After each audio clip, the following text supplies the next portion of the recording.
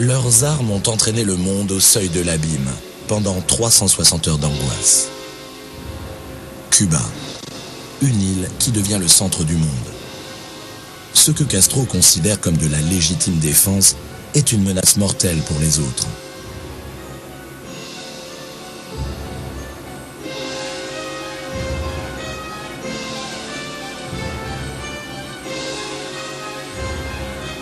Octobre 1962, 15 jours entre peur et espoir.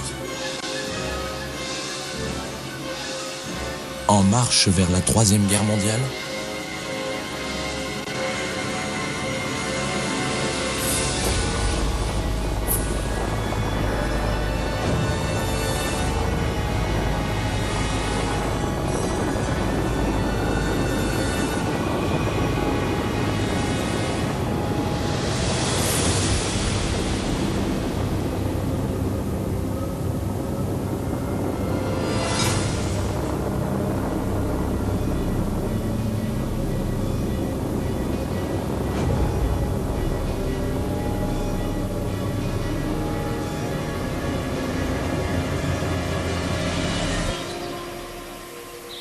Nikita Khrouchtchev, un amoureux de la nature.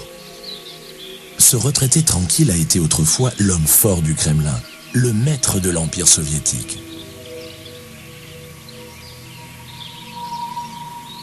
Il a tenu le monde entier entre ses mains. Aujourd'hui, il cultive son petit jardin. Peu avant sa mort, il s'était exprimé sur bande magnétique. Я бывший шахтер, слесарь, рабочий, а он миллионер, он сын миллионера, он сам миллионер. Находимся люди противоположных классов, непримиримых классов. Тот преследует цели укрепления капитализма, а я преследую цели разрушения капитализма.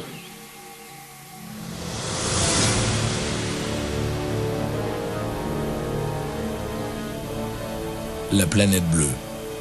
Elle accueille la vie depuis 4 milliards d'années. Et pour la première fois, l'homme est en mesure de l'anéantir entièrement. En 1962, le monde est coupé en deux. Guerre froide, course aux armements nucléaires, équilibre de la terreur.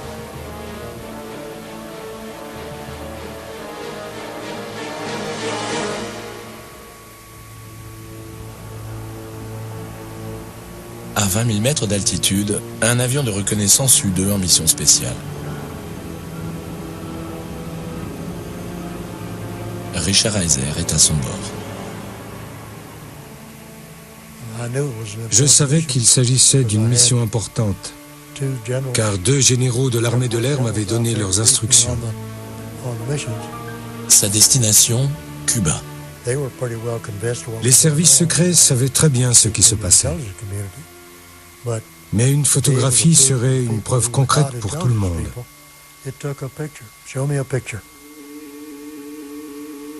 Les Américains soupçonnent l'Union soviétique d'installer des fusées sur l'île de Cuba. Le major Heiser est envoyé en tant que spécialiste de la reconnaissance photographique. Sa caméra panoramique KA-18 permet de prendre des milliers de photos en quelques minutes, et ce, à une altitude de 20 km. Une entreprise qui reste périlleuse pour le pilote. On m'avait prévenu que je risquais de me faire tirer dessus. Ma mission était de voler le plus haut possible.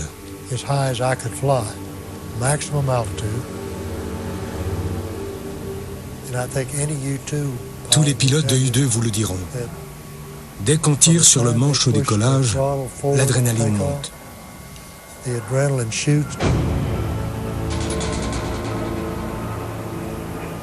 elle ne redescend qu'à l'atterrissage.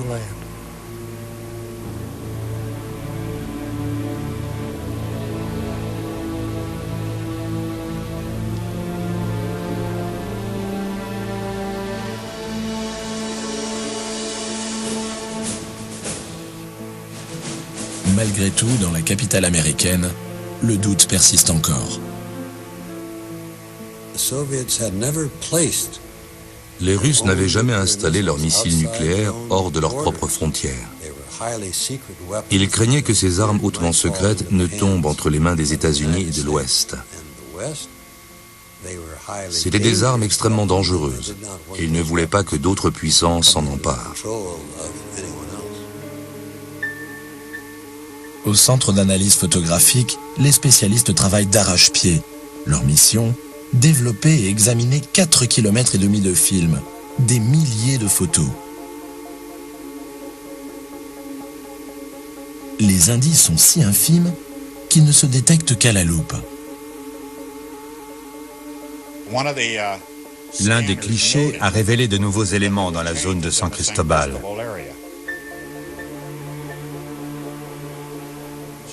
Il a été montré à des spécialistes des missiles qui savaient parfaitement à quoi ressemblait ce genre d'installation en URSS.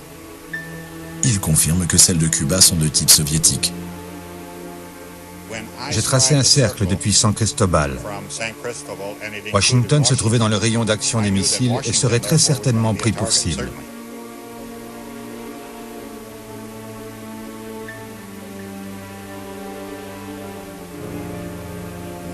Cela ne faisait aucun doute. Je savais que nous allions vivre un événement historique. Une confrontation entre les États-Unis et l'Union soviétique. Des images qui vont changer le monde.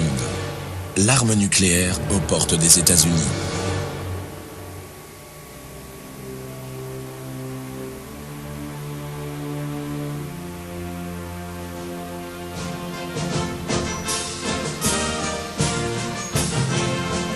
Le président américain John Kennedy n'est encore au courant de rien.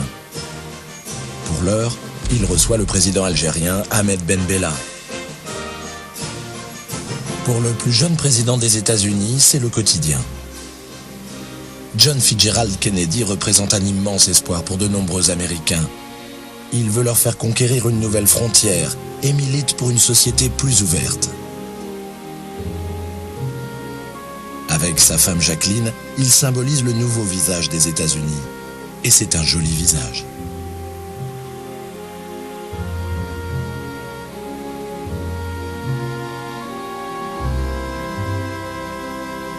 Kennedy sait se mettre en scène.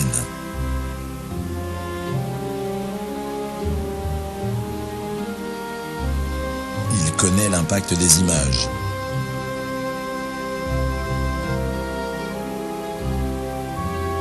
Et il n'a pas son pareil pour séduire les foules.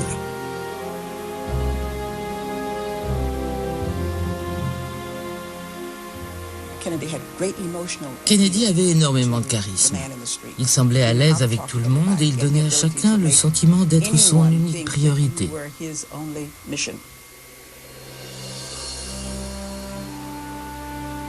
Ce soir-là, tout est encore calme à la Maison-Blanche, théâtre de toutes les grandes décisions historiques.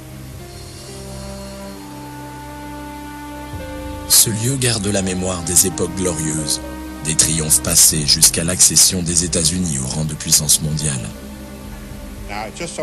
Nous étions en période électorale. Le président faisait campagne dans le nord de l'État de New York et il devait rentrer très tard dans la nuit. McGeorge Bundy a décidé de laisser le président passer une bonne nuit de sommeil et de lui parler le lendemain. C'est sa dernière nuit paisible. Les pères fondateurs et les héros du rêve américain semblent veiller sur le court répit du jeune président.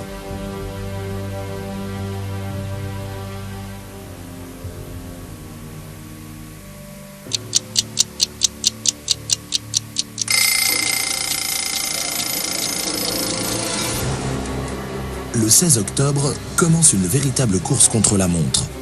McGeorge Bundy, le conseiller de la Maison-Blanche aux questions de sécurité, présente les photos au président. La preuve irréfutable. Des missiles nucléaires soviétiques capables d'atteindre Washington en 10 minutes. Le plus grand danger de toute l'histoire des États-Unis. Kennedy sait qu'il doit agir. Mais comment ?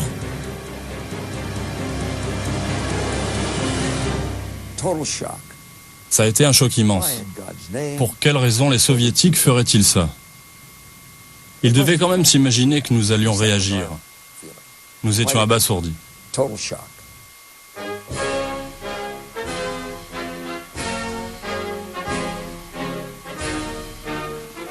Le Kremlin à Moscou, symbole du pouvoir depuis des siècles, ancienne résidence des tsars. Aujourd'hui, ces murs rouges accueillent des dirigeants d'un autre type, Lénine, Staline, Khrouchtchev. Le Kremlin reçoit la visite d'une délégation d'ouvriers et de paysans ukrainiens. Le peuple rencontre ses dirigeants.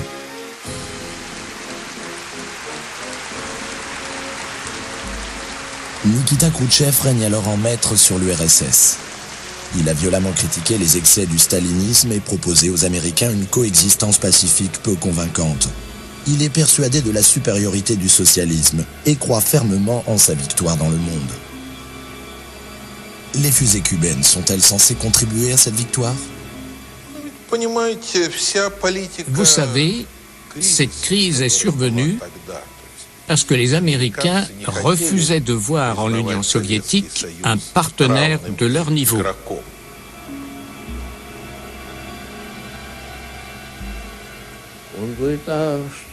Il a dit, qu'y a-t-il d'anormal ? Les Américains ont bien encerclé tout notre pays de missiles. Ils en ont déployé en Turquie, en Italie, en Angleterre.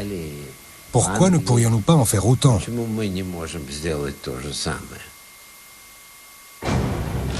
Moscou vit sous une menace réelle. 45 missiles nucléaires, les fusées Jupiter, sont installés tout près de la zone d'influence soviétique, en Turquie et en Italie.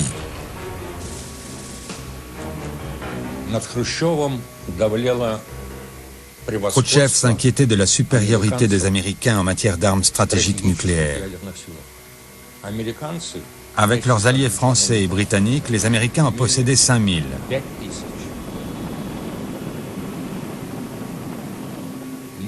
Alors que nous n'avions que 300 têtes nucléaires.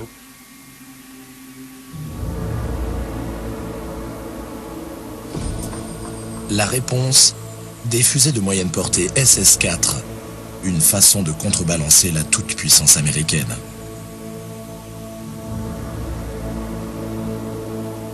« 36 fusées sont censées faire de Cuba une forteresse inexpugnable et dissuader les Américains d'organiser une invasion.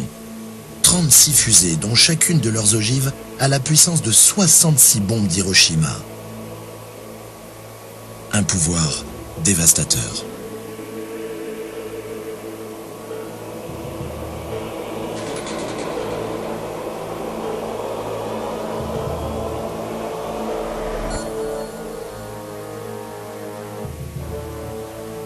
L'armement nucléaire installé à Cuba ne constitue pas seulement une provocation politique pour les États-Unis, il menace aussi leur existence. Dans le bureau ovale, tout le monde s'accorde sur ce fait. Les fusées doivent disparaître. Robert Kennedy, le frère du président et ministre de la Justice, demande une intervention musclée. Mais où ? Et quand ?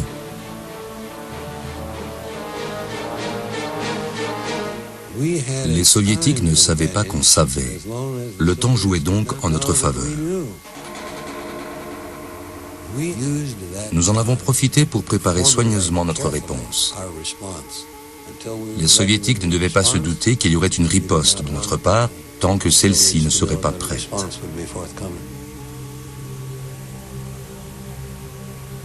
Quelle réponse apporter ? Peut-on éviter le recours aux armes, à la guerre ? Peut-on concevoir une riposte pacifique au cœur de la guerre froide ? Une riposte qui permettrait de sauver la face. Une riposte digne d'une grande puissance et respectueuse de l'humanité.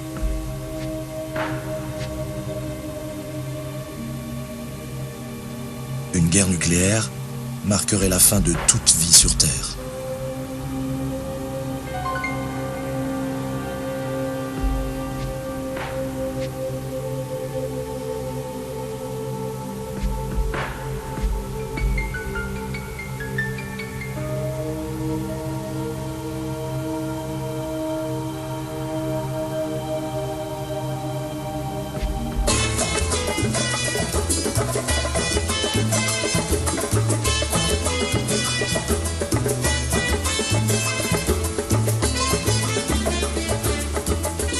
Fidel Castro affiche une certaine assurance. Quelque part au loin se trouve l'Amérique du Nord, l'ennemi impérialiste des héros de la Révolution. La Havane a coupé tout lien avec les États-Unis. Les anciens monuments servent aujourd'hui les idéaux du nouveau régime. Les édifices historiques sont autant de trophées du socialisme. Les Cubains doivent sacrifier à une nouvelle utopie, le socialisme ou la mort. Les milices populaires veillent sur le nouveau message et sur le rêve d'une société qui réunirait tous les peuples du monde dans le bonheur et la paix.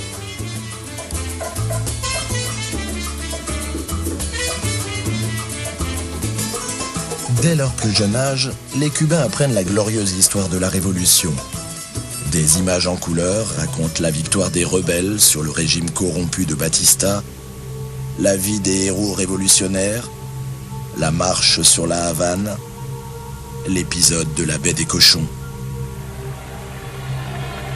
Et derrière tous ces faits héroïques, il y a cet homme, Fidel Castro.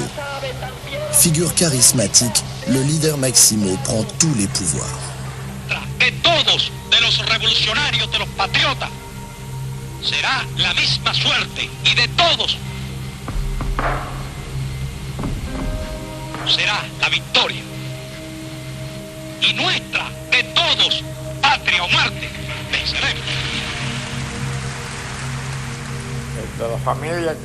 Ni la famille de Castro, ni le peuple cubain n'ont peur. Nous sommes une petite île et nous sommes prêts à tout. Nous n'avons peur de personne.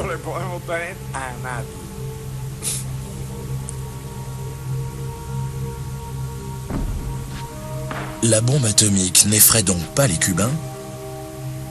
Pour l'instant, ils ne savent pas encore ce qui se trame sur leur île. Bientôt, on décrétera la mobilisation, y compris des femmes. Étudiantes, ouvrières, employées, toutes sont maintenant sous les drapeaux.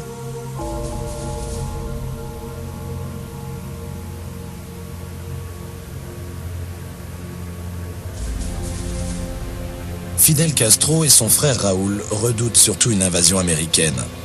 Moins de 150 km séparent les côtes cubaines des États-Unis, et en 1961, sur ordre de la CIA, des troupes avaient déjà débarqué dans l'île pour tenter de renverser le régime castriste.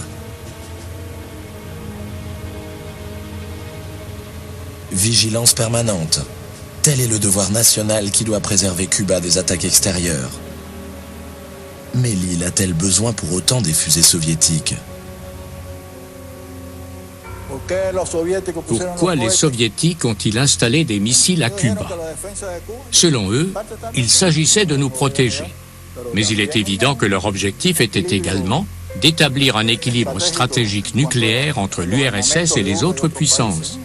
Mais Cuba ne voulait pas de ces missiles et n'en avait d'ailleurs pas besoin.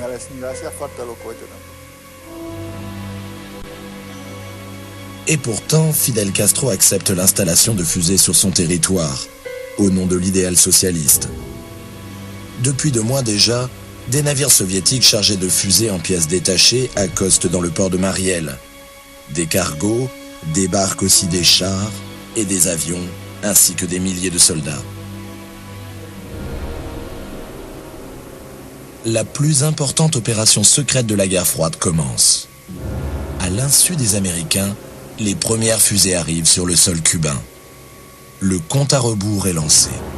Les risques d'être découverts augmentent de jour en jour.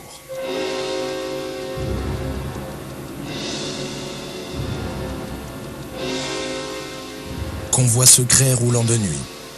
Armes délicates sur chemin chaotique. Le jeu de Khrouchtchev ne peut se déployer que si le chargement atteint sa destination. Une seule fusée en état de marche peut faire trembler l'Amérique.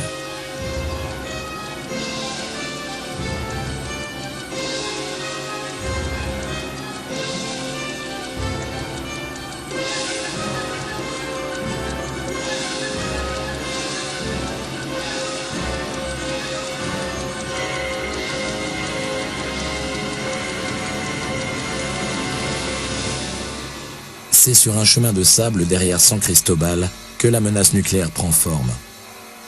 Protégée par la chaîne de montagnes de Guaniguanico, 6 rampes de lancement sont installées. 10 minutes suffisent pour frapper Washington. La Troisième Guerre mondiale sera-t-elle déclenchée de cet endroit ?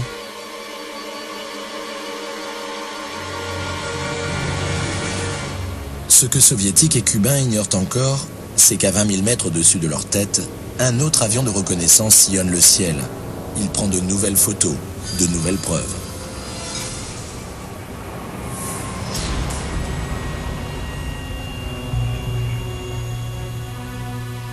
Au même moment, à Washington, reprend le balai des limousines noires devant la Maison-Blanche. Le secrétaire au Trésor, Douglas Dillon, le vice-président Lyndon B. Johnson, le ministre des Affaires étrangères, Dean Rusk, le ministre de la Justice, Robert Kennedy, le chef d'état-major Maxwell Taylor, qui jouera un rôle particulièrement important. La réunion était très tendue, comme toute la journée. Nous savions tous que cette situation était sans précédent. Il n'y avait jamais eu de confrontation nucléaire dans l'histoire du monde, et c'est ce qui se profilait. L'angoisse est à son paroxysme. Un bouton sous la table permet au président Kennedy de mettre en marche un magnétophone, à l'insu des autres participants.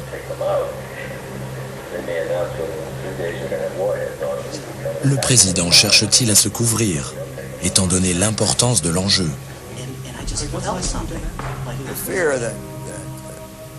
Une chose nous effrayait. Si l'on n'obtenait pas le retrait des missiles de l'île, bientôt les Soviétiques mèneraient des actions contre les intérêts occidentaux, contre la liberté et la puissance de l'Occident partout dans le monde. Nous avions tous cette crainte à l'esprit. L'Executive Committee, ou EXCOM, se réunit d'urgence. Les plus intelligents et les meilleurs. C'est simplement en ces termes que l'on parlera plus tard des membres de cette cellule de crise. Ils analysent les photos. Une seule question se pose. Dans combien de temps les fusées soviétiques seront-elles opérationnelles? Dans une semaine environ, estiment les experts.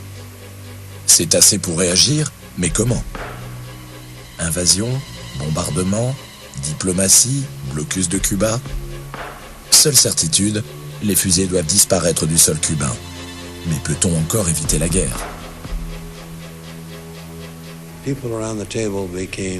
Autour de cette table, certains étaient épuisés, d'autres à bout de nerfs ou angoissés. C'est bien compréhensible. Cet épisode allait marquer notre vie, celle de notre pays et de notre planète. Ils doivent trouver une riposte appropriée, dans le plus grand secret, car Moscou ne sait pas encore qu'ils savent. Un avantage qu'il faut mettre à profit, qui permet d'appréhender la situation dans toute sa complexité. Quelles sont les zones les plus exposées? L'une d'entre elles se situe au cœur de l'Europe.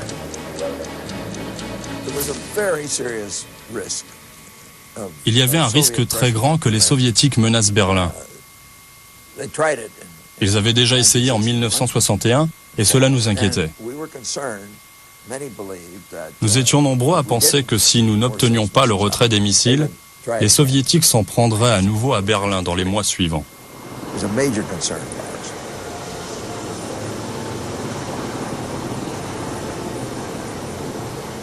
Le ciment est encore frais.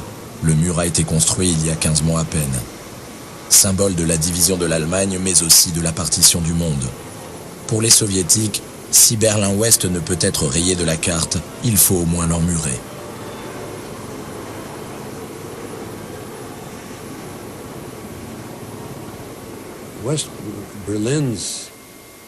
À ce stade, le principe de protection de Berlin-Ouest reposait sur ce que j'appelle la théorie de la cloche de verre.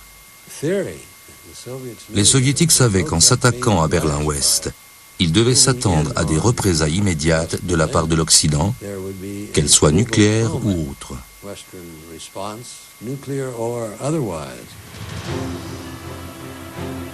Ces fenêtres murées marquent la rupture entre l'Est et l'Ouest. Deux mondes hostiles, séparés par un no man's land. Le silence est trompeur. La menace de guerre est déjà palpable.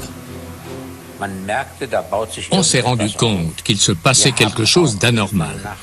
Il était clair que si la situation dégénérait à Cuba, cela se répercuterait aussitôt sur Berlin. Berlin était notre point faible en raison de son isolement géographique. Ich hab noch einen Koffer in Berlin. Deswegen muss ich nächstens wieder hin. Les Berlinois de l'Ouest, qui ont l'habitude de vivre avec une épée de Damoclès au-dessus de leur tête, font preuve d'humour. Eux aussi se considèrent comme des insulaires. Ils vivent sur l'île de la Consolation, ce qui ne les empêche pas de subir tout autant que les Cubains les remous de la politique internationale. Lorsque les éléphants commencent à danser, les souris ont tout intérêt à se ranger sur le côté. Car il ne s'agissait en aucun cas d'un mariage d'éléphants, mais plutôt d'un combat potentiel entre géants. Et là, les autres sont bien inspirés de rester tranquilles, de se mettre sur le côté pour éviter d'être piétinés.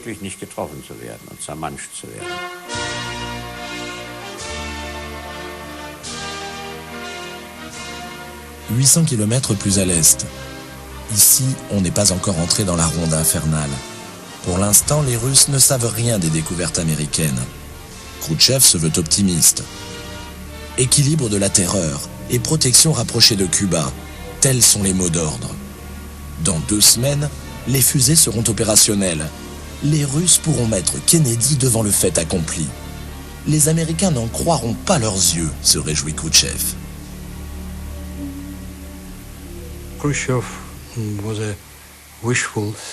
Khrouchtchev prenait ses désirs pour des réalités. Il pensait avoir toujours raison, quel que soit le sujet.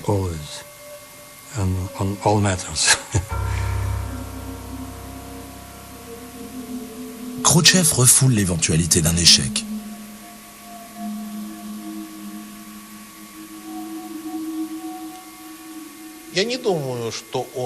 Je ne crois pas que mon père avait bien saisi la mentalité de la nation américaine. Il pensait que la Maison-Blanche ne se risquerait pas à entrer en guerre pour quelques missiles.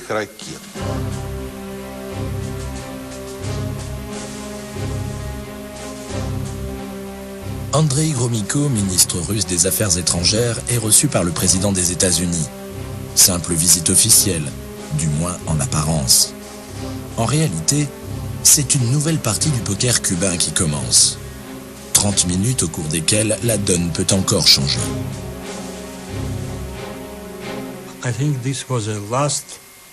C'était notre dernière chance de dire la vérité.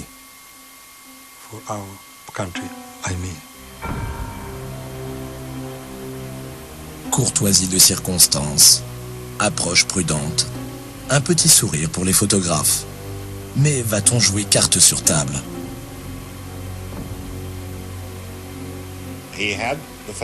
Il avait préparé la photo pour tenter de confondre Gromyko. Mais Gromyko a persisté à nier qu'il y avait des missiles à Cuba. Gromyko louvoie dans les règles de l'art diplomatique. L'homme qui l'accompagne, l'ambassadeur soviétique à Washington, ne se doute de rien. Il n'est pas encore entré dans la partie. Ils ne m'ont rien dit. Incroyable. Un ambassadeur qu'on ne tient pas informé d'événements capitaux qui concernent les deux pays. Le plan de Khrouchtchev est classé top secret. Personne ne doit savoir, surtout pas Kennedy. Il a tout fait pour que Gromyko avoue. Bien entendu, Gromyko n'avait reçu aucune consigne. Il n'était pas de ceux qui agissent sans consigne. À partir de ce moment-là, Kennedy a eu tout à fait raison de ne plus croire aucune déclaration émanant du Kremlin. Le président a dit « Quel sale menteur !» et il n'a jamais plus voulu entendre parler de Gromyko. Kennedy aussi garde son secret pour lui. Les photos resteront dans son tiroir.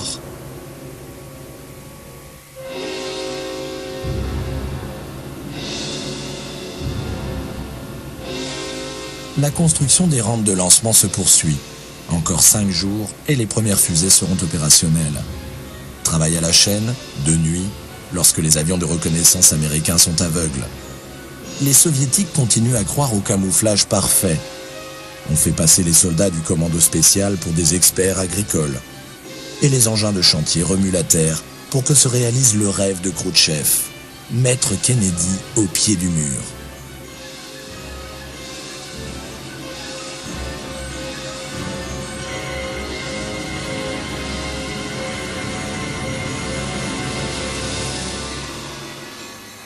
Au total, 36 fusées doivent être installées. La puissance de 2400 bombes d'Hiroshima.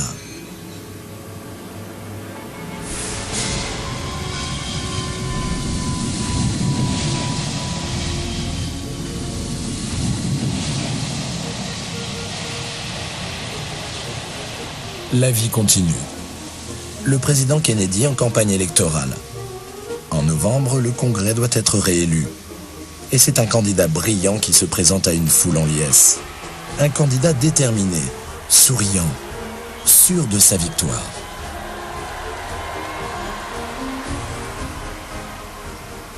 Pourtant, ses inquiétudes à propos de Cuba ne le quittent pas. Ce qui lui importe, ce n'est pas de gagner des voix, mais de garder le secret jusqu'à ce qu'il trouve la réponse qui décidera de l'avenir du monde.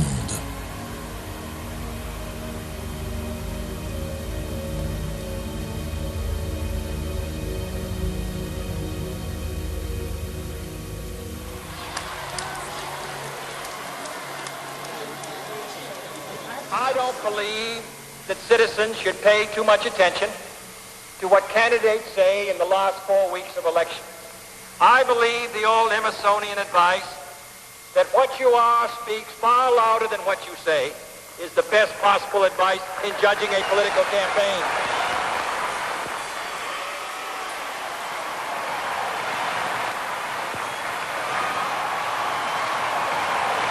I hope that you're going to be available in 1964. We may need you all over again. I hope that you're going to be available in 1964. We may need you all over again.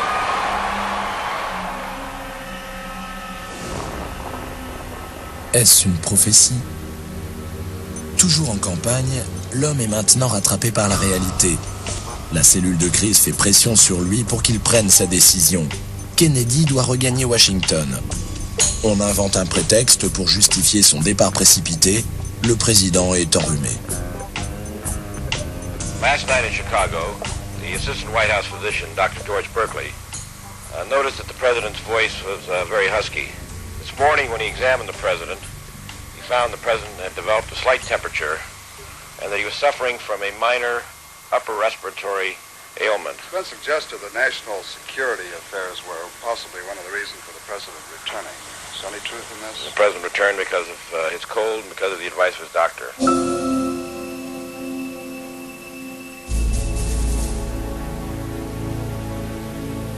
Washington, ministère de la Défense.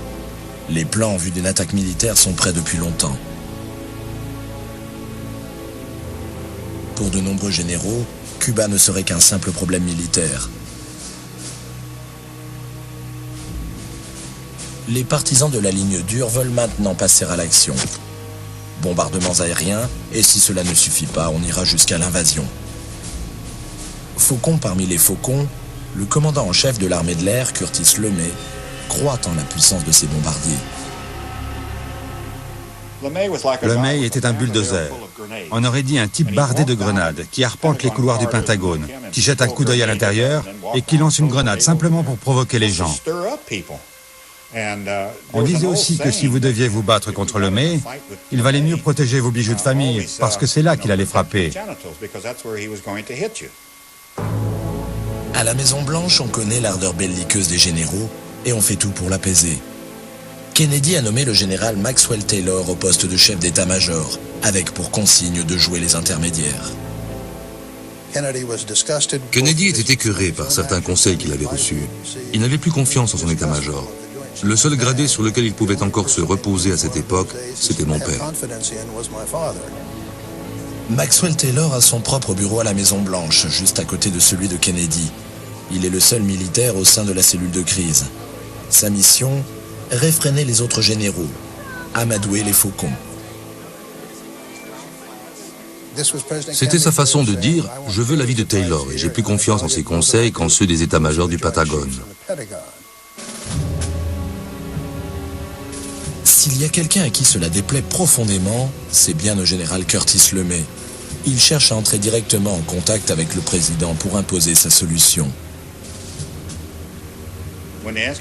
Quand on lui a demandé ce qu'on devait faire, il a répondu « Ça suffit, ce n'est pas si compliqué ». Il était très décidé. Ça m'en coûte de vous le dire, mais je crois qu'il aurait bien aimé envoyer les bombardiers. La pression de l'armée détermine désormais toutes les discussions qui sont menées à la Maison-Blanche. Au sein de la cellule de crise, ils sont plus d'un à souscrire aux revendications des généraux. Lorsqu'elle aura appris que des fusées russes sont installées sur l'île de Cuba, l'opinion publique exigera à son tour une action déterminée. Kennedy et son frère ne veulent pas tout de suite recourir à la force. Se débarrasser des armes atomiques, mais sans faire la guerre. Comment Khrouchtchev va-t-il réagir? Les menaces suffiront-elles? Ou va-t-il les interpréter comme un signe de faiblesse dont il cherchera à tirer profit? Les Américains doivent faire preuve d'une détermination totale. Aucune option n'est écartée, pas même celle de l'invasion. Khrouchtchev doit comprendre qu'il est totalement acculé. Quant aux militaires, il faut les maintenir en position d'attente. Les bombardiers de LeMay ne doivent être utilisés qu'à des fins de dissuasion.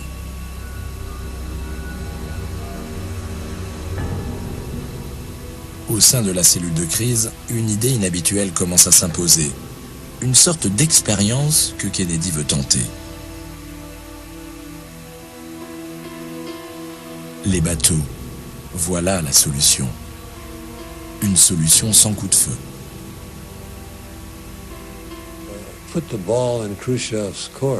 Nous ne voulions pas laisser la balle dans le camp de Khrouchtchev, en lui laissant le pouvoir de décider d'une éventuelle escalade du conflit.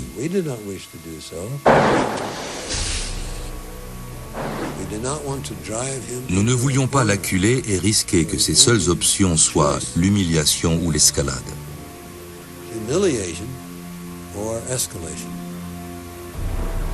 Un blocus doit barrer la route aux navires de Khrouchtchev. Des centaines de bateaux de guerre américains vont encercler Cuba. C'est un premier pas. Mais est-ce que cela suffira?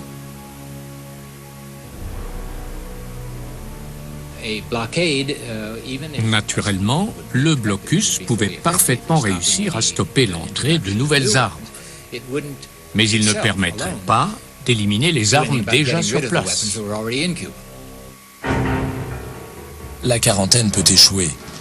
Aussi, Kennedy a-t-il donné l'ordre aux forces américaines de se préparer à toutes les options militaires. 250 000 hommes, des centaines de chars, plus de 1000 avions. État d'urgence en Floride. Toute cette agitation ne serait qu'une manœuvre sans conséquence. Mais pendant combien de temps Kennedy va-t-il encore pouvoir faire croire cela à ses concitoyens? C'était une véritable armada. Nous avions les meilleurs hommes et le meilleur matériel. J'étais persuadé que si la décision d'envahir Cuba était prise, cette opération allait être un succès. À Key West, les habitants soupçonnent que tout ce remue-ménage ait un rapport avec Cuba. Une manœuvre pour intimider la Havane? Sur la petite île de Floride, de nombreux exilés cubains voudraient voir la chute du régime castriste. Les premiers journalistes commencent à avoir des soupçons. L'un des plus grands journaux du pays nous a révélé être au courant des clichés des missiles de Cuba. Le journal se préparait à publier la nouvelle. Le président a alors fait une chose tout à fait exceptionnelle. Il a appelé le directeur et lui a demandé de ne pas divulguer cette information. Le président est suivi par les patrons de presse. En 7 ans, à la tête de la défense, c'est la seule fois où je l'ai vu faire ça. Mais un reporter mène une enquête de son propre chef. Nous sommes allés au Carriage House, un restaurant dans le quartier de Georgetown, à Washington. Là, j'ai vu des types que je connaissais du ministère des Affaires étrangères, des gradés de la zone Caraïbe, dont Cuba fait partie, bien entendu. Ça m'a tout de suite intrigué. Alors je suis allé les voir et je leur ai dit « Salut les gars, qu'est-ce que vous faites là un dimanche soir à dîner ensemble ?» Ils ont changé de couleur. Ils n'ont rien voulu me dire. Je suis rentré chez moi et j'ai passé plusieurs coups de fil. J'en ai vite déduit qu'il devait y avoir des missiles offensifs, peut-être nucléaires, installés à Cuba par les soviétiques.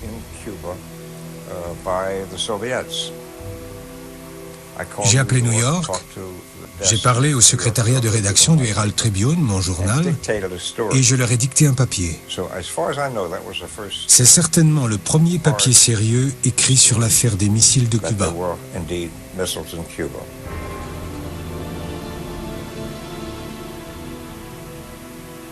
Ce matin-là, Kennedy sait que le moment est venu de révéler son secret.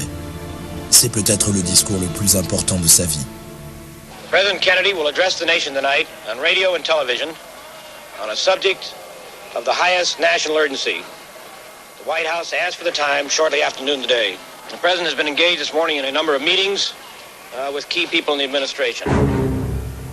Tous les journaux annoncent ce discours. Mais les gens de la rue ignorent encore sur quoi il doit porter. Jusqu'à présent, la crise de Cuba avait été tenue secrète. Dans 8 heures, l'humanité tout entière en connaîtra l'enjeu. La Maison-Blanche est prise d'assaut par les journalistes. Les reporters soviétiques sont eux aussi les bienvenus, pour la première fois depuis bien longtemps. Ils doivent vivre au plus près ce moment historique. Depuis leur cabine, les envoyés spéciaux vont transmettre l'attention au monde entier, de même que d'innombrables spéculations.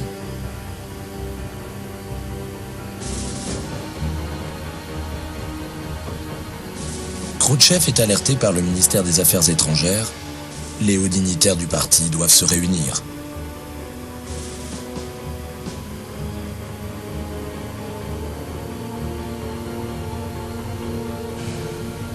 Les soviétiques s'interrogent. Les Américains ont-ils repéré les fusées de Cuba? Le poteau rose a-t-il été découvert?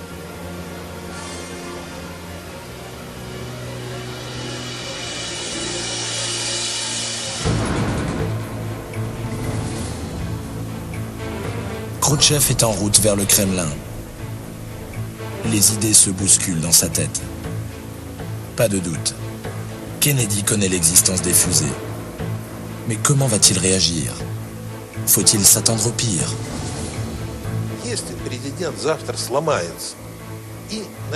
Si demain le président américain cède à la pression et passe à l'offensive, le débarquement de 250 000 Américains déclenchera une riposte nucléaire. Tous ces Américains seront tués et leurs navires détruits par quelques 500 avions. Que fera alors Kennedy? Il détruira Cuba. Ce serait logique. Il fera usage de l'arme nucléaire, mais que se passera-t-il après?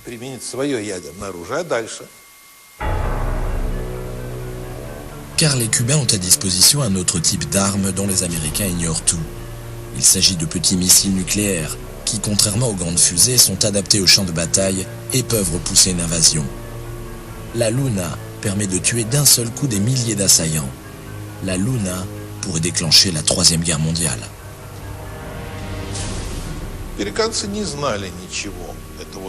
Le peuple américain ne se doutait de rien. Il ignorait qu'il y avait des missiles à Cuba. En cas d'attaque américaine, je pense que le général Pliev, qui commandait nos troupes sur place, aurait fait usage de ces missiles. On October 22nd, 1962, President John F. Kennedy broadcast a special message to the nation from his office in the White House. Here is President Kennedy as he delivered that message, bearing on recent events in Cuba. Encore 10 secondes jusqu'au discours. L'allocution présidentielle est attendue avec une impatience fébrile, du jamais vu. Good evening, my fellow citizens. This government, as promised, has maintained the closest surveillance of the Soviet military buildup on the island of Cuba. Within the past week, unmistakable evidence has established the fact that a series of offensive missile sites is now in preparation on that imprisoned island. I think we were all afraid. Nous avions tous peur. Pour la première fois, nous avions tous le sentiment que notre vie était en jeu. To halt this offensive buildup, a strict quarantine on all offensive military equipment under shipment to Cuba is being initiated. All ships of any kind bound for Cuba, from whatever nation or port, will, if found to contain cargoes of offensive weapons, be turned back. Le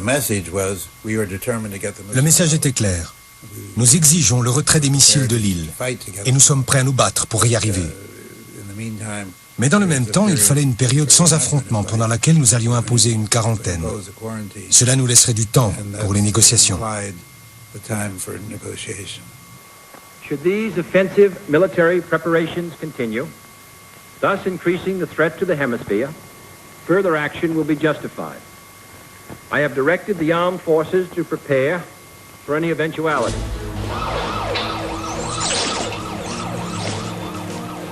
État d'alerte 3.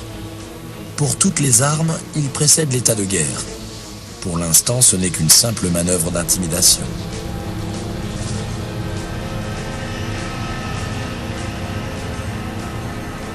It shall be the policy of this nation to regard any nuclear missile launched from Cuba against any nation in the Western Hemisphere as an attack by the Soviet Union on the United States, requiring a full retaliatory response upon the Soviet Union. Le B-52 est la pièce maîtresse de la flotte des bombardiers nucléaires. Les Américains en ont plus de 500. 66 sont en permanence en vol.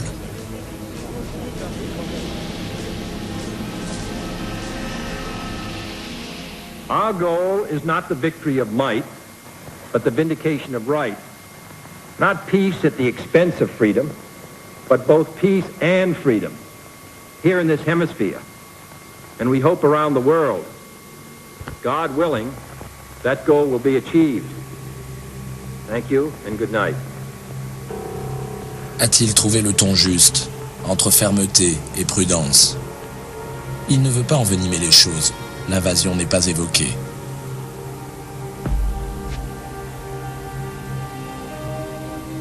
À La Havane aussi, on écoute le discours de Kennedy. Les hauts responsables du parti se sont réunis au palais présidentiel. État d'alerte maximum. Kennedy n'a pas parlé d'invasion, mais de mesures supplémentaires. Il faut se préparer à toute éventualité.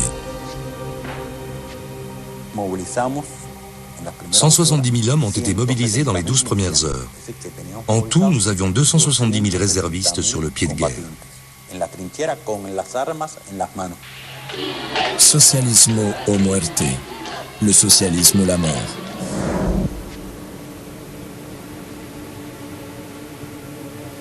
À des milliers de kilomètres de Cuba, et pourtant tout près du conflit, l'Allemagne pourrait devenir le terrain d'affrontement entre les deux grands.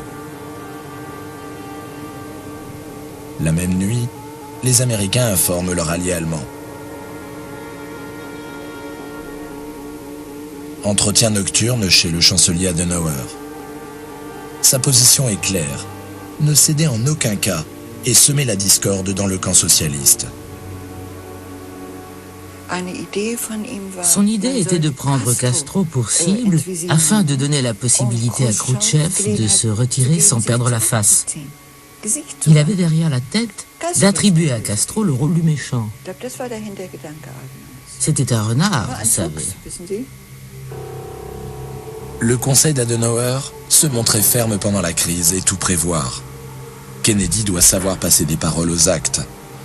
On a déjà trop tergiversé, laissé faire Castro trop longtemps. Même chose pour Khrouchtchev qui a coupé l'Allemagne en deux.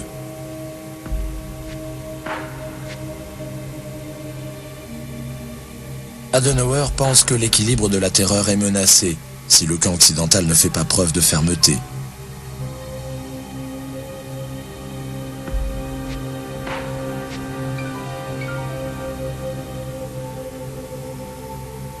Au Kremlin, on respire. Il n'y aura donc pas d'attaque sur Cuba dans l'immédiat.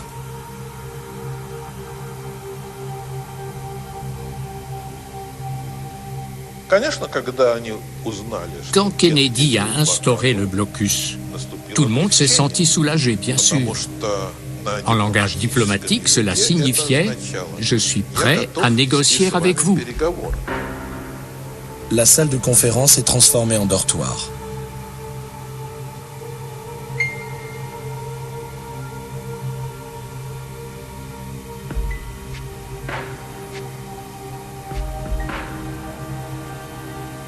Dans la pièce d'à côté, là où est installé le seul lit, l'homme qui s'apprête à aller se coucher sait maintenant que son plan est compromis. Il ne songe pas encore à un retrait. La partie de poker ne fait que commencer. Mais en contrôle-t-il encore les risques ?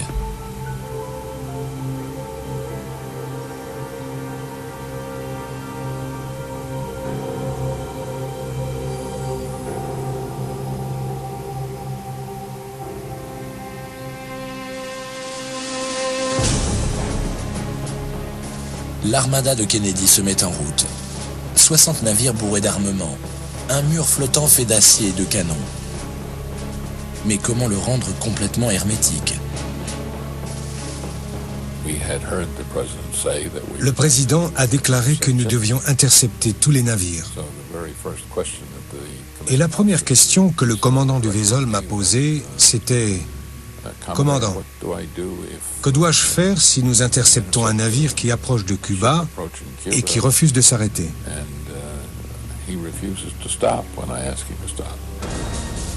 Ils ont répété ça des centaines de fois, l'abordage des navires ennemis. On tire depuis la proue, puis on lance les cordes d'abordage. C'est donc la guerre.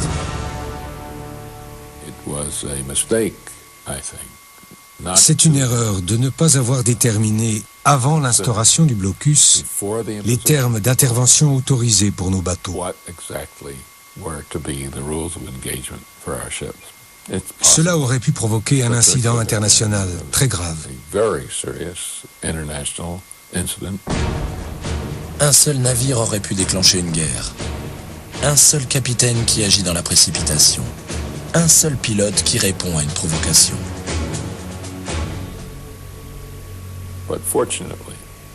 Heureusement, dans les 10 minutes qui ont suivi, nous avons reçu la réponse du commandant des forces armées de Key West. Ses ordres ont été clairs. Ne pas intercepter, je répète, ne pas intercepter. Les journaux du matin titrent sur le blocus de Cuba. Et les 100 millions de personnes qui les lisent savent bien que ce n'est que le début du bras de fer.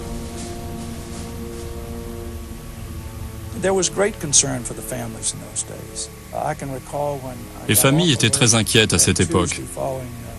Quand l'alerte a été donnée, le mardi qui a suivi la déclaration du président Kennedy, j'ai dit à ma femme de préparer un kit de survie, des couvertures, des médicaments, et de les mettre dans la voiture. Je lui ai dit de regarder les informations, de se tenir au courant de l'évolution des événements et de se tenir prête à partir très vite.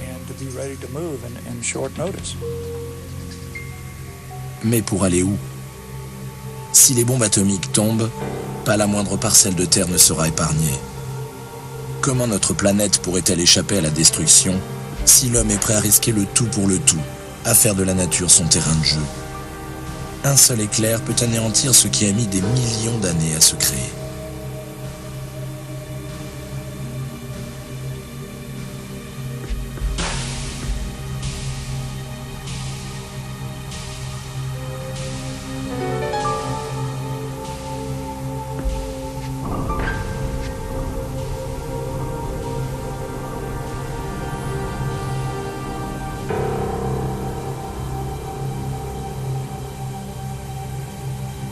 À la Maison-Blanche, le président scelle ce soir-là le blocus de Cuba. Plus personne n'est en mesure de prédire la suite des événements.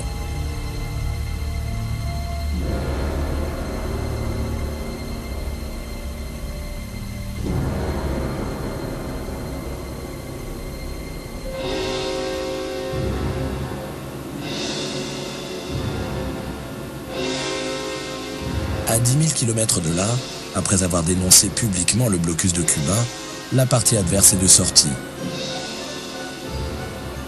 Khrouchtchev a parlé d'un acte de piraterie inadmissible. Maintenant, il va écouter de la musique classique. Boris Godunov de Moussorgsky.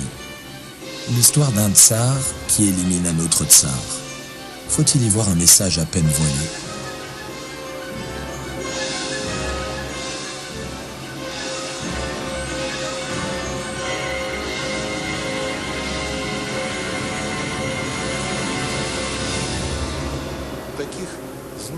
En temps de crise, ces multiples petits signes peuvent paraître anodins, mais ils ont en fait leur importance.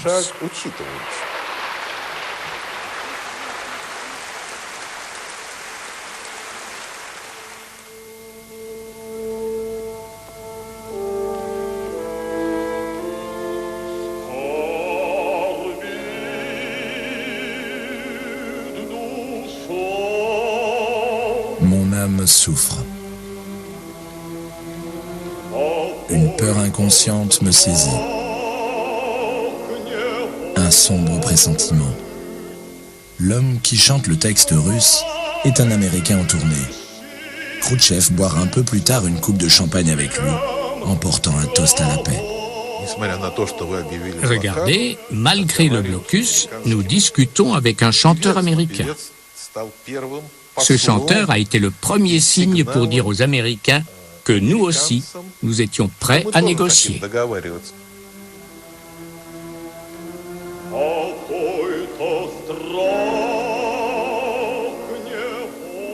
Mon âme souffre, une peur inconsciente me saisit, un sombre pressentiment.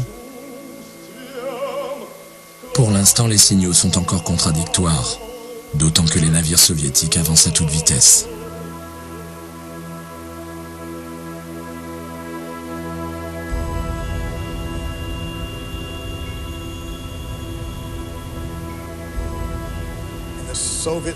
Les navires soviétiques approchaient de la ligne de quarantaine et tout laissait penser qu'ils allaient continuer leur route vers Cuba.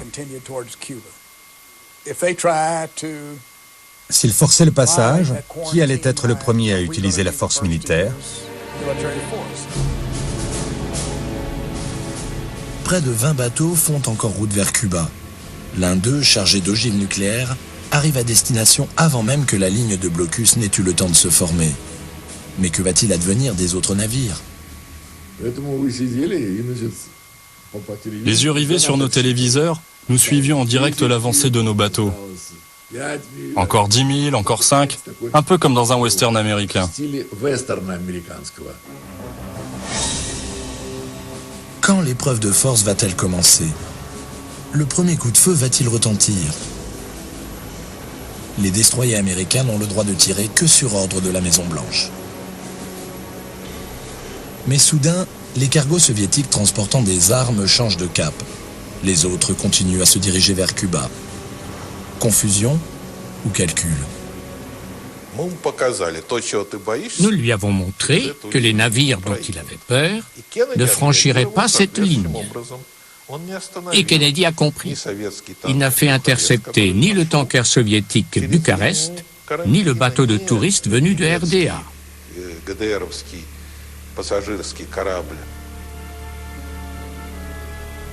Le navire est-allemand du nom de Völkerfreundschaft, amitié entre les peuples, effectue une croisière dans les Caraïbes.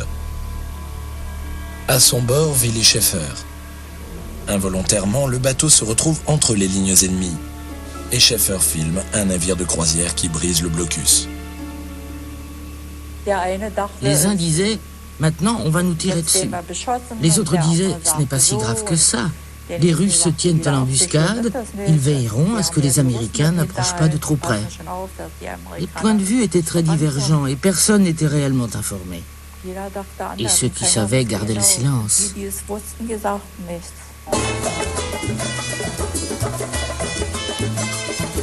Le Völkerfreundschaft atteint la Havane. Photo de vacances, comme si de rien n'était. Entre les grands, le marchandage continue.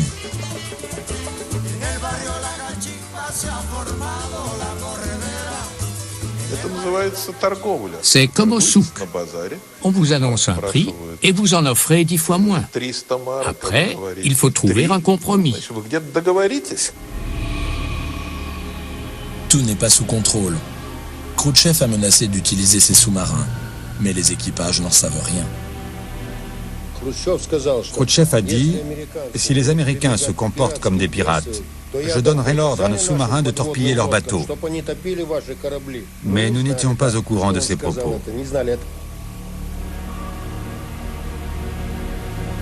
La liaison avec Moscou est sans cesse interrompue. Il n'y a pas d'ordre précis. Les occupants du sous-marin ne savent pas qu'ils sont pris en chasse.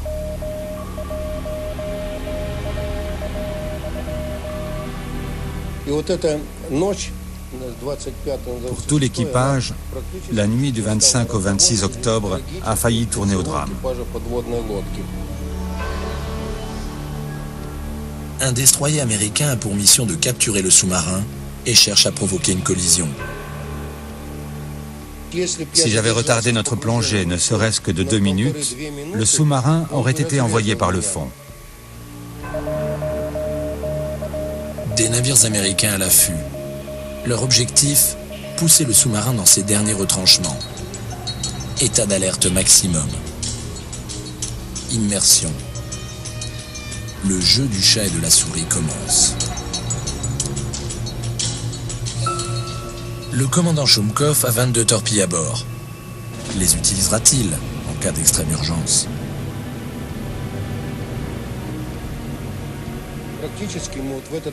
La situation face aux Américains était comme un duel. Le vainqueur serait celui qui tire le premier. Ce que la marine américaine ne sait pas, c'est que l'une des torpilles est dotée d'une tête nucléaire. Un risque que personne n'a pris en compte. Une simple pression sur un bouton aurait pu changer l'avenir du monde.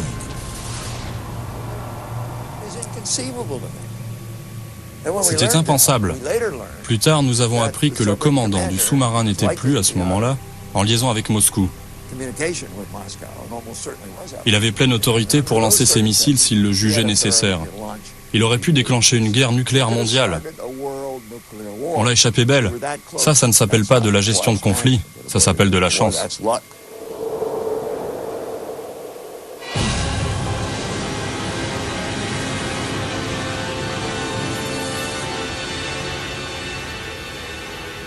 Le cauchemar de la guerre nucléaire mondiale commence en pleine mer.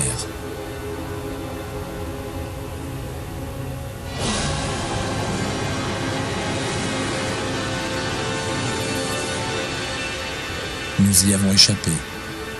Est-ce grâce à notre sagesse et notre sang-froid?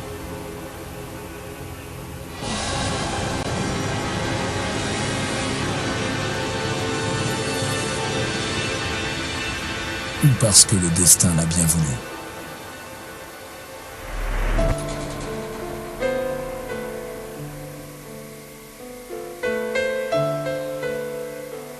New York, symbole du rêve américain.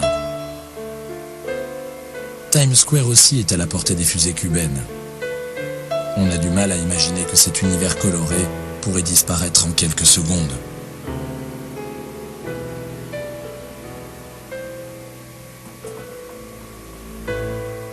Le siège des Nations Unies, symbole de la paix entre les peuples, est pour l'instant le théâtre d'une guerre verbale. L'ambassadeur américain auprès de l'ONU passe à l'attaque.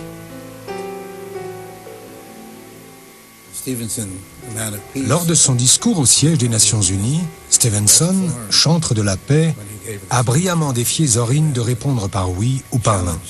Zorin, say yes or no. Let me ask you one simple question. Do you, Ambassador Zorin, deny that the USSR has placed and is placing medium and intermediate range missiles and sights in Cuba? Yes or no? Don't wait for the translation, yes or no?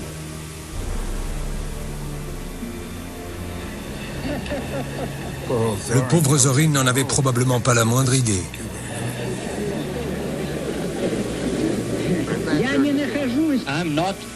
I am not in an American courtroom, sir, and therefore I do not wish to answer a question that is put to me in the fashion in which prosecutor does. In due course, sir, you will have your reply. And you can answer yes or no. You have denied that they exist. I want to know if I've understood you correctly. I should like to say, sir, will you please continue your statement? You will have your answer in due course. Continue your statement, please. You will receive the answer in due course. Do not worry. I'm prepared to wait for my answer until hell freezes over, if that's your decision. Ni Dobrynin, l'ambassadeur à Washington, ni Zorin aux Nations Unies n'étaient au courant. Et quand les Américains leur ont demandé « Avez-vous installé des missiles à Cuba ?», tous les deux ont répondu de bonne foi « Bien sûr que non, parce qu'on ne les avait pas informés ».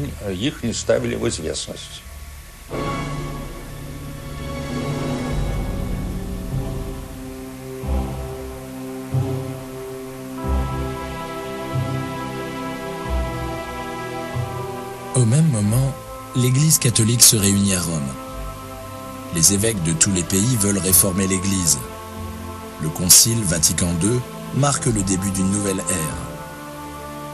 Il est placé sous le signe de l'ouverture sur le monde et de la recherche de la paix. Le pape connaît l'horreur des champs de bataille.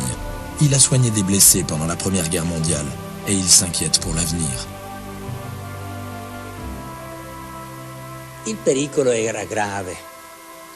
La situation était grave.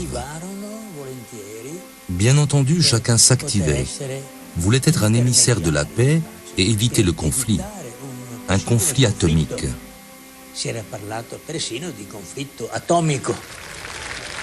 Le pape Jean XXIII jouit de l'estime des deux parties en conflit. Kennedy est catholique, Khrouchtchev se sent proche du pape parce qu'il vient comme lui d'un milieu modeste.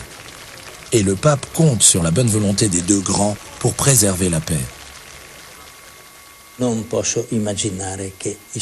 ne peux pas imaginer que le président Kennedy ait voulu déclencher la guerre. Pas plus que M. Khrouchtchev.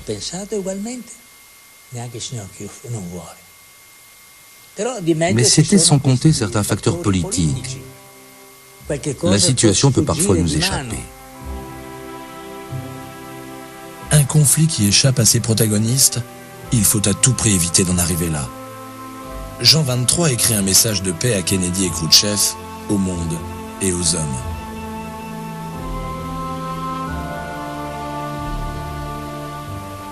Je supplie les chefs d'État de ne pas se fermer aux cris de l'humanité qui réclame la paix.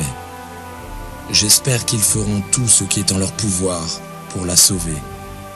Ainsi, nous éviterons les horreurs de la guerre dont personne ne peut prévoir les terribles conséquences.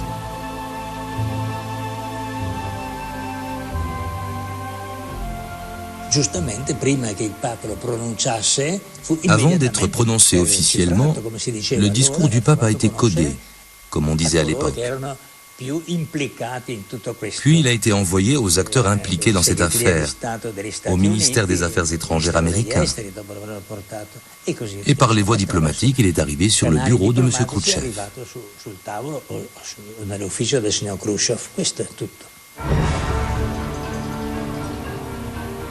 Dans l'après-midi, la bonne parole arrive à Moscou. L'athée convaincu qu'est Khrouchtchev s'est-il laissé convaincre par le message papal ou a-t-il simplement pris conscience de nouvelles données? À ce moment-là, on a compris au Kremlin que l'issue ne dépendait pas uniquement de Kennedy. Ils saisissent à quel point Kennedy est sous pression.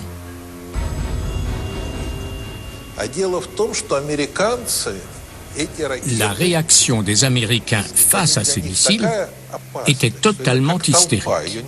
Ils étaient paniqués. Il fallait faire quelque chose. Il n'y avait qu'une seule solution, trouver un accord.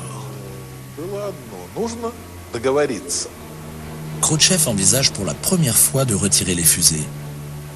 La réunion donne lieu à un procès-verbal qui enjolive quelque peu la réalité.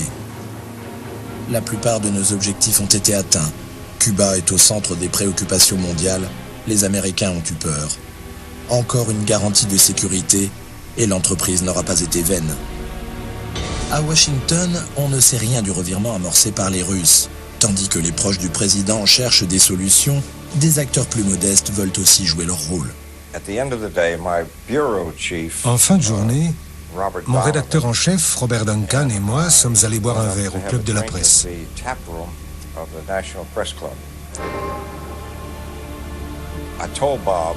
Je lui ai dit que j'avais besoin d'argent pour un déplacement. Le barman, Johnny Prokop, un émigré lituanien, a entendu notre conversation. Il m'a entendu dire que j'allais partir en reportage avec les Marines.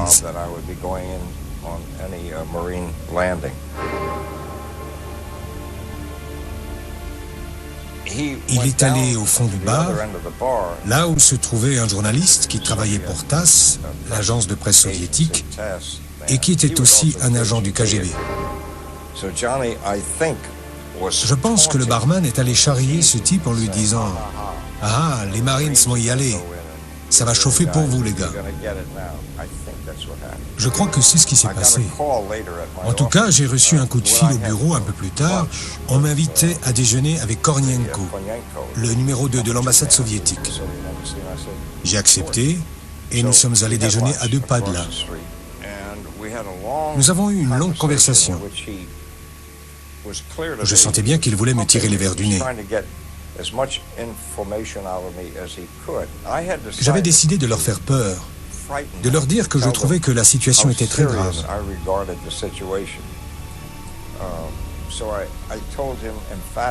Alors j'ai dit à Kornienko sur un ton emphatique, « Le président Kennedy ne parle pas à la légère. Ce ne sont pas des paroles en l'air. Si vous ne retirez pas les missiles de Cuba, vous risquez une invasion. Vous risquez des représailles, non pas à la Havane, mais à Moscou. Il ne plaisante pas. »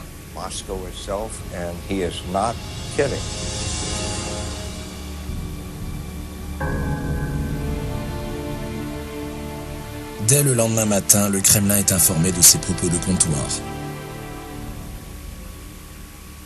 Le bruit courait que le président avait cédé à la pression et était prêt à lancer l'attaque. Cela venait de Washington. Warren Rodgers, un journaliste du New York Herald Tribune, en avait parlé dans un bar. Notre service d'espionnage était au courant. Le matin même, Khrouchtchev dicte une lettre de réconciliation à Kennedy en personne. Monsieur le Président, vous et moi, nous sommes comme 2 hommes qui tirent sur une corde avec un nœud. Si le nœud devient trop serré, seule l'épée nous permettra de le défaire.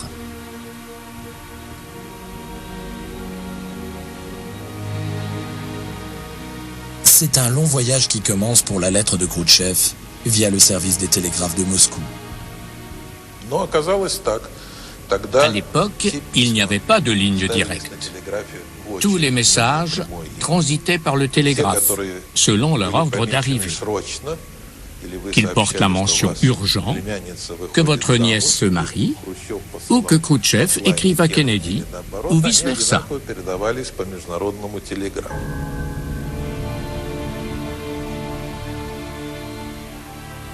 Le télégramme urgent n'arrive à destination que le soir. À la Maison-Blanche, on est stupéfait. Je crois que c'était un cri du cœur. Je pense que Khrouchtchev reconnaissait que cette histoire de missiles à Cuba était en train de se retourner contre lui. Et il savait qu'il fallait éviter la guerre. Il était irrité que les États-Unis lui tiennent tête. Voilà pourquoi sa lettre était enflammée. mais elle était bien argumentée et pleine d'éloquence.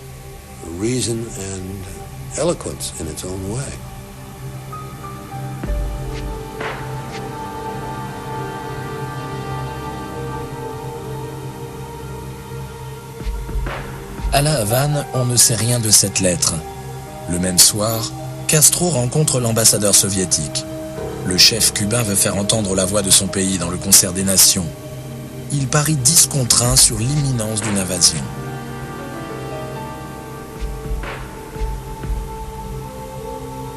On boit beaucoup ce soir-là.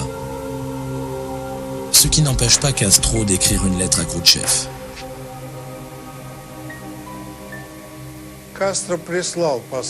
Castro a envoyé une lettre dans laquelle il déclarait explicitement qu'il fallait protéger Cuba et avoir recours aux missiles si nécessaire.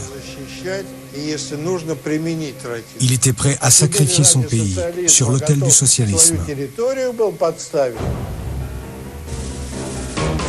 Les troupes soviétiques stationnées sur l'île sont gagnées à leur tour par la frénésie ambiante.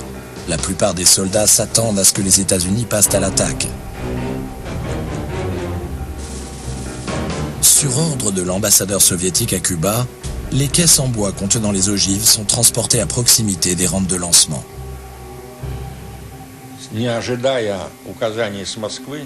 Sans attendre les instructions de Moscou, Pliyev a rapproché les têtes nucléaires des rampes.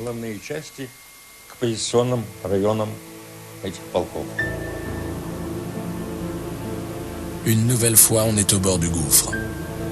Mais qui s'en soucie à Moscou? La population est mal informée, et les Caraïbes, c'est bien loin. La propagande agressive fait partie du quotidien. Difficile dans ces conditions de prendre la mesure du danger.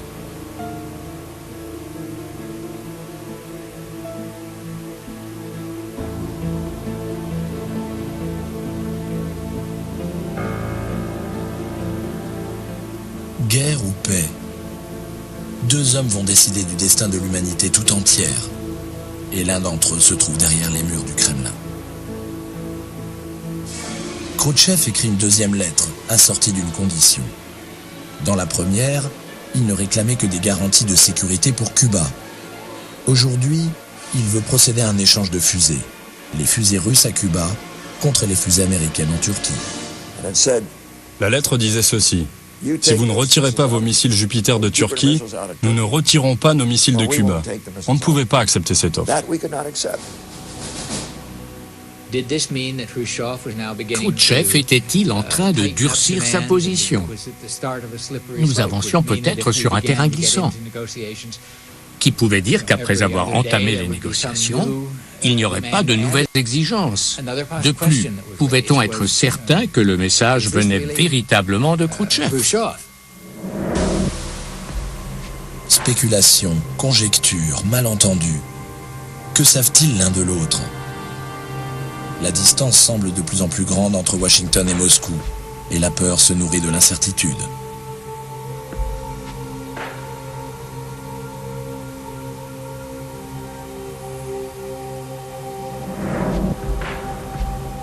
Les Cubains, pour leur part, voudraient passer à l'action.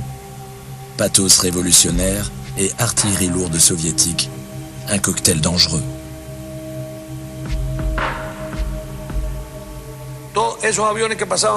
Ces avions qui volaient au-dessus de nous nous inquiétaient beaucoup.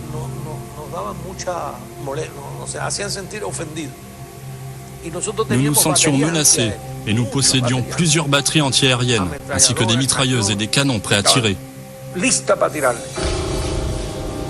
Ce missile sol-air est sous commandement soviétique. Une arme ultra sophistiquée. La bête noire des pilotes américains.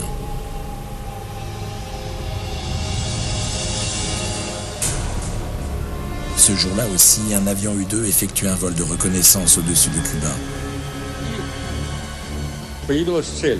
Soudain, quelque chose est entré dans ma ligne de mire. Au poste de commandement, les hommes sont nerveux. On s'attend à une attaque.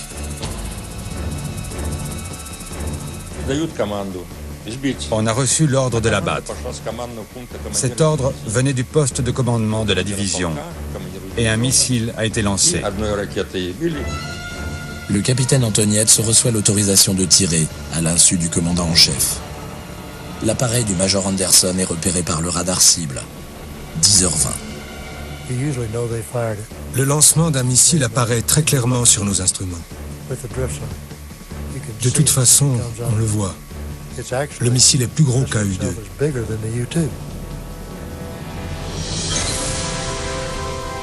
10h21.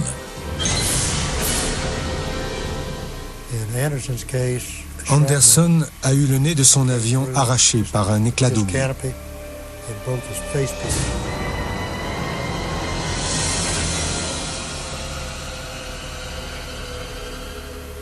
Il a littéralement explosé. Il est passé par le nez de l'avion. Le monde va-t-il basculer dans le conflit armé? Nous avons pensé que les Soviétiques l'avaient abattu intentionnellement, dans le but de jouer l'escalade. Quand nous avons décidé d'effectuer cette mission, nous savions que si l'un de nos avions était abattu, notre riposte serait immédiate. L'avion a été abattu, mais Dieu merci, une rencontre a eu lieu et nous n'avons pas attaqué. Ce qu'il reste de ce fameux avion U-2.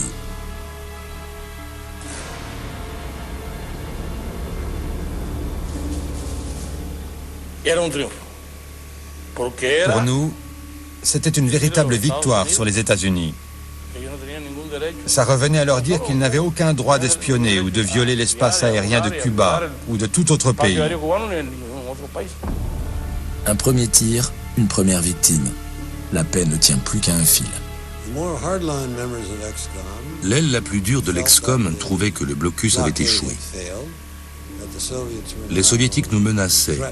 Il n'y avait pas de solution diplomatique possible. Seule une action militaire unilatérale des États-Unis pouvait nous permettre de sortir vainqueurs de cette crise. Les Américains ont paré à toute éventualité. Depuis plusieurs jours, c'est l'état d'alerte maximum. La prochaine étape signifie la guerre. Un bombardier sur 8 est en permanence dans les airs.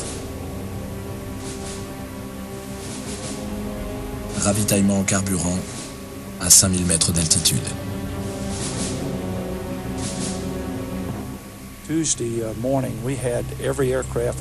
Mardi matin, tous les avions de notre unité, tous les bombardiers B-52 étaient prêts, chargés, armés comme on dit dans le métier.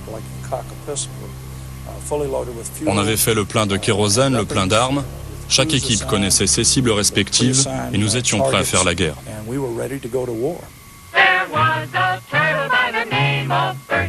And Bert the turtle was very alert. When danger threatened him, he never got hurt. He knew just what to do. He ducked and covered, ducked and covered. Sundays, holidays, vacation time, we must be ready every day, all the time, to do the right thing if the atomic bomb explodes.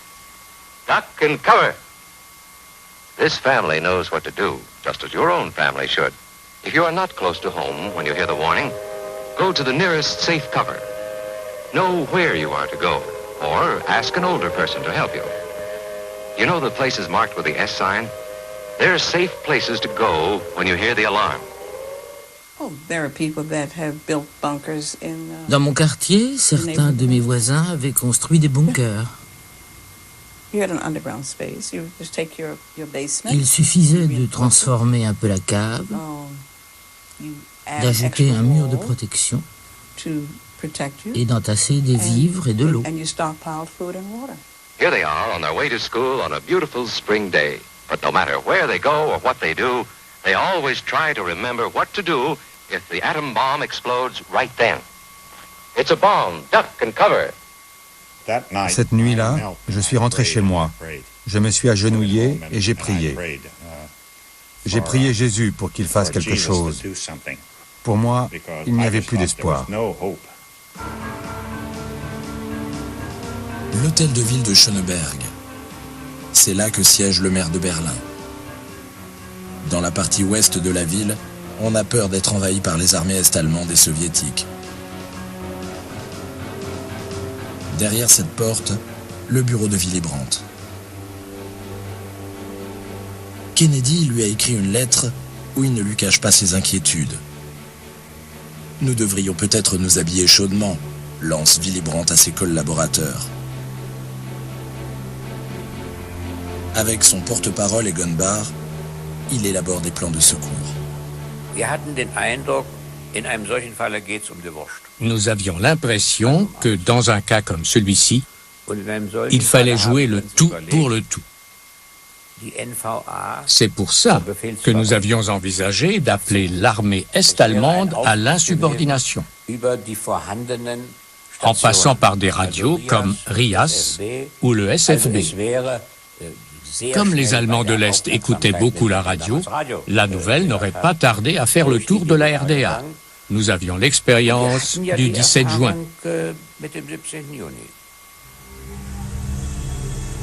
Une telle mesure se serait apparentée à un acte de désespoir. D'un point de vue militaire, le combat était perdu d'avance pour Berlin-Ouest, qui ne représentait que 15 000 alliés cernés par des centaines de milliers de soldats est-allemands et soviétiques.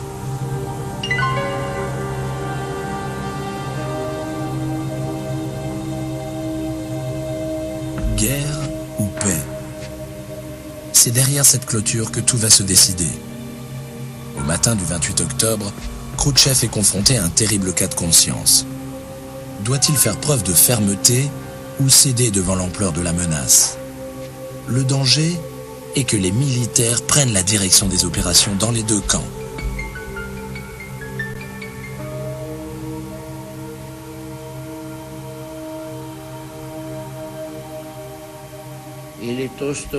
L'avion américain a été abattu sans autorisation du haut commandement.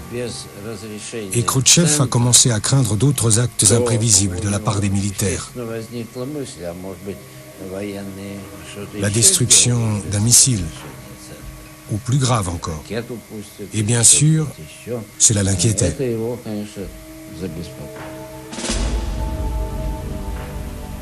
Moscou traverse des heures dramatiques. Washington aussi. L'ambassadeur soviétique Anatole Dobrynin se rend chez Robert Kennedy. Une rencontre strictement confidentielle. Tard dans la nuit du 27, Kennedy m'a téléphoné pour me demander si je pouvais venir le voir, ce que j'ai fait.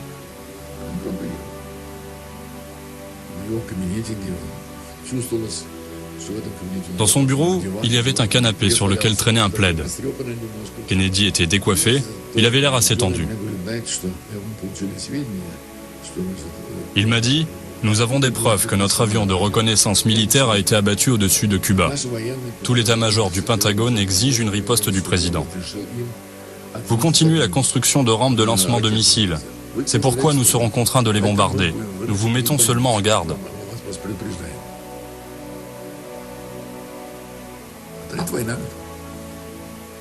Ce sera alors la guerre. Nous ne la voulons pas. Mais que faire? Nous sommes perplexes. Si vous dites que vous allez arrêter la construction de cette base, nous nous engageons à ne pas attaquer Cuba, ni maintenant, ni plus tard. Il nous faut votre réponse dans 2 jours. Nous ne pouvons pas attendre. Je lui ai alors demandé « Qu'en est-il des missiles Jupiter ?» Il m'a regardé et puis il m'a dit « Si c'est la seule question qui reste en suspens, je pense que nous trouverons une solution. » Le marché est donc le suivant. Le retrait des fusées soviétiques de Cuba contre le retrait des fusées américaines de Turquie. Mais ce marchandage ne doit pas être rendu public. Les États-Unis doivent garder la tête haute. À Moscou, on ne sait encore rien de cet entretien. Les dirigeants soviétiques redoutent le pire. Khrouchtchev finit par dire tout haut ce que tout le monde pense tout bas. Nous sommes les yeux dans les yeux avec le spectre d'un conflit nucléaire. Il est possible que toute l'humanité disparaisse.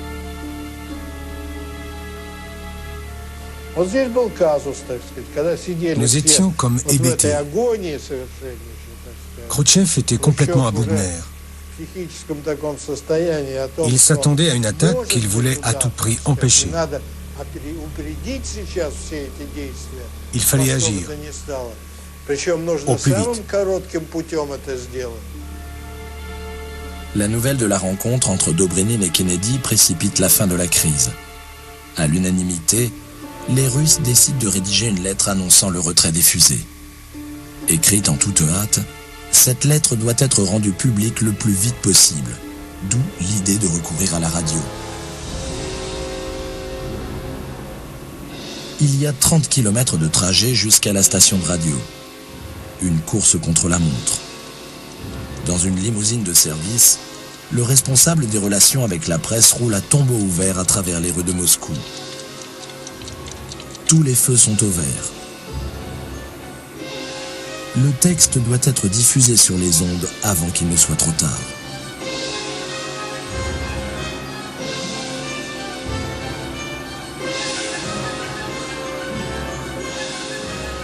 Radio Moscou, encore 4 étages. C'est une distance énorme pour qui doit sauver le monde.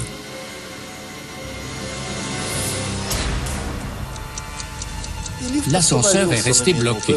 Impossible de savoir combien de temps. Peut-être 1 minute, peut-être un jour. On m'a raconté qu'il a finalement essayé de glisser les feuilles vers l'extérieur. Les petits aléas de la grande histoire. La lettre qui doit apaiser les esprits commence par rester coincée dans l'ascenseur avant d'être apportée au pas de course dans le studio. Ce sont ces quelques mots prononcés devant un micro qui vont désamorcer la plus grave crise que l'humanité ait jamais connue. This is Radio Moscow. Premier Khrushchev has sent a message to President Kennedy today. The Soviet government has ordered the dismantling of weapons in Cuba, as well as their crating and return to the Soviet Union.